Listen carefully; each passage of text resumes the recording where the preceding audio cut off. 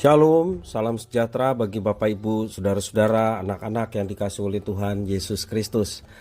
Jumpa kembali bersama saya Pendeta Eka di dalam renungan firman Tuhan pada hari ini, Kamis 15 September 2022. Sukacita dan damai sejahtera dari Tuhan Yesus kiranya menyertai hidup kita sekalian. Puji nama Tuhan. Firman Tuhan pada hari ini sampai pada pembacaan kitab Yesaya pasal 17. Kiranya firman Tuhan memberkati kita sekalian. Baik, sebelum kita akan merenungkan bagian firman Tuhan hari ini, kita akan berdoa. Tuhan Allah Bapa di surga, di dalam nama Tuhan Yesus, kami datang padamu mengucap syukur terima kasih atas kasih setia dan pemeliharaan Tuhan yang boleh kami alami dari hari ke hari. Biarlah semua ini menjadikan kami semakin kenal Tuhan dan hidup di dalam penyembahan kepadamu, serta mau terus belajar taat dan menggenapi apa yang telah Tuhan kehendaki dalam hidup kami. Terima kasih Bapa, inilah diri kami sedia untuk belajar firman Tuhan. Demi nama Tuhan Yesus kami berdoa. Haleluya. Amin. Saya akan membacakan di dalam Yesaya pasal 17 ayat 1 sampai 14. Demikian firman Tuhan. Ucapan ilahi terhadap Damsyik. Sesungguhnya Damsyik tidak akan tetap sebagai kota, nanti menjadi suatu timbunan reruntuhan. Kampung-kampungnya akan ditinggalkan selama-lamanya dan menjadi tempat bagi kawanan-kawanan ternak yang berbaring dengan tidak diganggu oleh siapapun. Kubu-kubu akan hilang dari Efraim dan kuasa kerajaan akan lenyap dari Damsyik. Jika sisa-sisa Aram semuanya akan lenyap sama seperti kemuliaan orang Israel, demikianlah firman Tuhan semesta alam. Maka pada waktu itu kemuliaan Yakub akan berkurang dan kemakmurannya akan susut.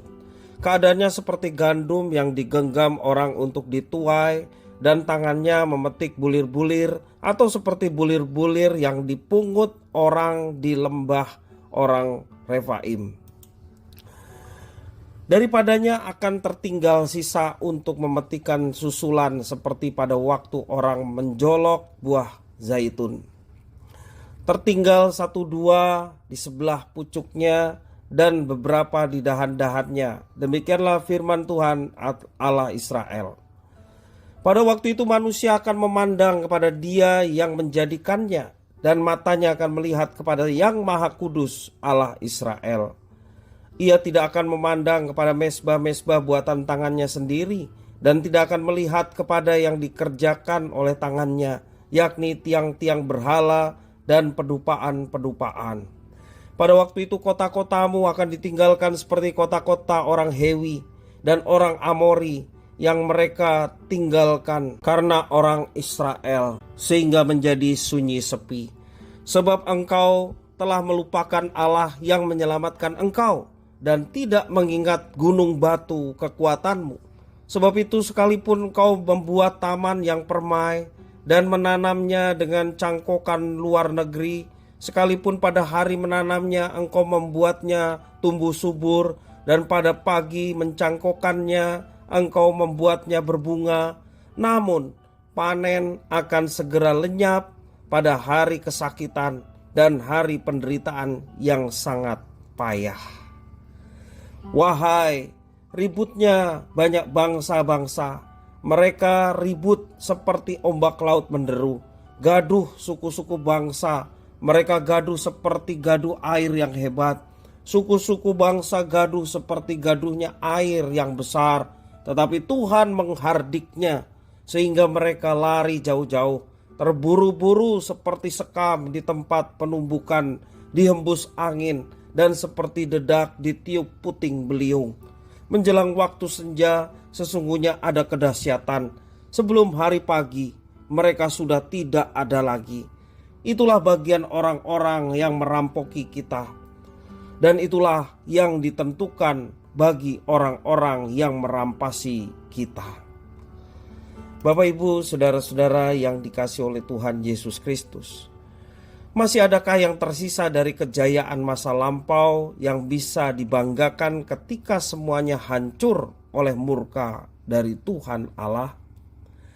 Bagaimana kita bisa merasakan suatu kejayaan jika mata tidak mampu lagi melihat dan kaki tidak mampu lagi menyangga tubuh tegak berdiri. Kehancuran Moab diikuti oleh kehancuran bangsa-bangsa lain. Hal ini karena mereka melupakan Tuhan dan kebenarannya. Sungguh tragis, hal ini merupakan ucapan Tuhan Allah yang diberitahukan melalui Nabi Yesaya. Damsyik akan dihancurkan, rumah, gerbang, juga benteng-bentengnya akan diruntuhkan dan penduduknya dijadikan tawanan. Kemuliaan Damsyik dihancurkan menjadi reruntuhan dan puing-puing. Juga dikatakan Efraim pun akan dibuatnya menderita. Benteng-benteng Israel dan kerajaan 10 suku akan hancur. Kubu-kubu akan hilang dari Efraim karena Efraim bersekutu dengan Aram dan bersepakat menyerang Yehuda secara biadab. Allah murka kepada mereka yang ikut serta mengambil bagian dalam tindakan-tindakan yang berdosa atau melawan Allah. Perbuatan mereka setimpal dengan hukuman yang mereka terima. Dan pada akhirnya mereka yang tersisa meninggalkan berhala berbalik kepada Tuhan Allah Israel. Tidak ada gunanya bersandar pada berhala karena ilah buatan manusia tidak bisa atau tidak mampu membantu umatnya. Selain itu, Tuhan Allah Israel bukan hanya menghardik tetapi juga menghancurkan bangsa-bangsa yang terus-menerus meneror dan mengancam umat Allah. Dalam sekejap saja, Tuhan Allah menghancurkan kekuatan para musuh, sekalipun kekuatan mereka terlihat hebat, terlihat tangguh, tetapi tidak ada yang bisa melawan Tuhan Allah Israel yang perkasa dan kuat. Tuhan Allah adalah hakim yang akan menuntut siapapun yang mengabaikan dan melawan keadilannya. Tuhan Allah tidak akan membatalkan keputusannya untuk menghancurkan para musuh-musuhnya.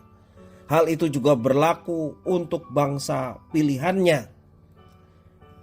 Puji Tuhan kalau kita juga termasuk dalam bangsa pilihan, umat Allah yang baru, memiliki kekuatan Allah yang luar biasa. Kalau firman Tuhan pada saat ini mengingatkan kita sebagai umat Allah yang baru, agar kita tidak melupakan Tuhan hanya karena kita sudah berhasil, hanya karena kita sudah sukses. Banyak orang ketika sudah diberkati dengan keberhasilan, kesuksesan, yang bertobat bukanlah orangnya, melainkan uangnya. Karena apa? Karena mereka melupakan bahwa sumber segala berkat yang mereka dapatkan, keberhasilan dan kesuksesan sesungguhnya datangnya dari Tuhan. Mereka berpikir bahwa semua keberhasilan dan kesuksesan itu hasil kerja keras mereka. Memang setiap kita harus bekerja dengan keras, harus meraih keberhasilan.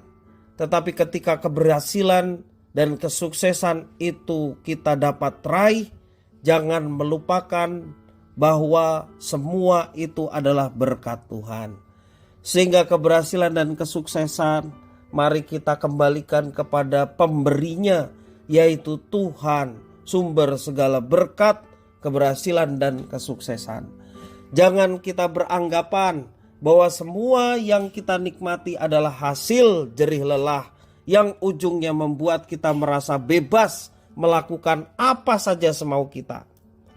Marilah, taatilah peraturan serta ketetapan-ketetapan yang telah Tuhan berikan, jika kita tidak ingin berakhir tragis seperti baik pengalaman umat Allah di kerajaan utara maupun juga bangsa-bangsa yang telah menghancurkan umat pilihannya. Mari kita tentukan diri kita untuk terus belajar taat. Apapun kondisi kita, kita meyakini bahwa ada Tuhan yang merancangkan yang baik dalam hidup kita. Jangan menyimpang ke kanan dan ke kiri. Kalau kita sedang berjuang, berjuanglah bersama dengan Tuhan. Mari kita arahkan mata kita kepada Tuhan yang menyertai kehidupan kita. Kalau kita sudah meraih sesuatu atau keberhasilan, ingatlah bahwa semuanya itu berkat dari Tuhan, sehingga kita tidak sedikit pun menjadi sombong atau melupakan Tuhan. Kiranya firman Tuhan boleh memberkati kita. Mari kita berdoa. Tuhan Allah Bapa di surga, terima kasih atas firman Tuhan yang mengingatkan kami bahwa segala sesuatu yang kami alami, segala sesuatu yang kami raih, juga keberhasilan, kesuksesan, semua karena anugerah Tuhan. Terima kasih Engkau yang menuntun kami untuk meraih sesuatu. Ataupun kami masih sedang berjuang, bahkan kami sedang bergumul. Kami mau melibatkan Tuhan dalam situasi hidup kami. Sehingga kekuatan yang dari Tuhan boleh kami alami, sehingga kami dapat menjalaninya dengan berhasil, dan sukacita damai sejahtera terus menyertai hidup kami. Terima kasih ya Tuhan atas firman Tuhan. Sekali lagi kami mohon jauhkan diri kami dari kesombongan, sikap angkuh, ataupun mementingkan diri sendiri. Tetapi biarlah kami mau mengandalkan Tuhan dan menyerahkan segala sesuatunya kepada Tuhan, sumber segala berkat dan tuntunan hidup kami. Terima kasih ya Tuhan atas firman-Mu. Demi nama Tuhan Yesus kami berdoa. Haleluya. Amin.